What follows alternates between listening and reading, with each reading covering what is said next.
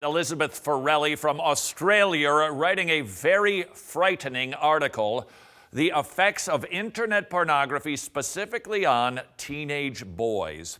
Of course, we can extrapolate this. Teenage boys become young men who become full-grown men who are consuming pornography. Lots of pornography. Give or take, well over 50% of every single male in the Western world is regularly looking at pornography. What could the implications possibly be to this massive, unconscious social experiment that very few people are talking about?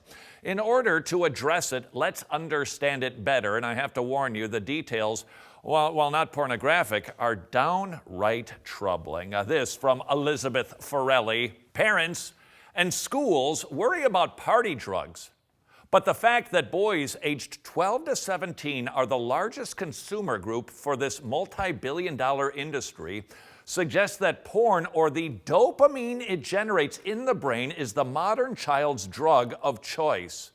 Hello! So internet pornography does chemical things. It doesn't just put images into the brain of a child, it actually produces stuff that causes the child to become addicted.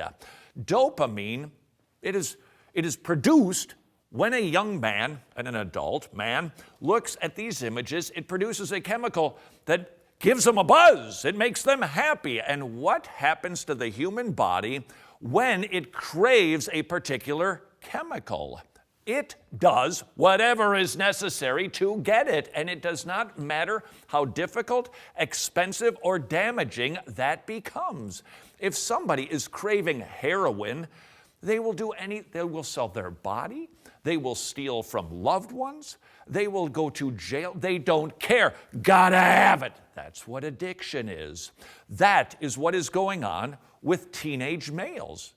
They need the dopamine, and they are going to do whatever it takes to get that buzz, and that thing happens to be pornography. In other words, pornography begets more pornography. Maybe you or you know somebody who struggles with pornography. This could be why this is such a besetting sin for so many men.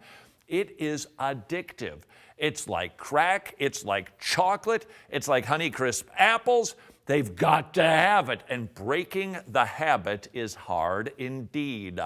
Please, that was a bit of a hint. Keep thinking, how can the Christian church respond to the new dopamine addictions that we are creating because of widespread internet pornography use? Is there something that we could say that could actually break that addiction? Keep pondering that. In the meantime, this from Elizabeth Friel.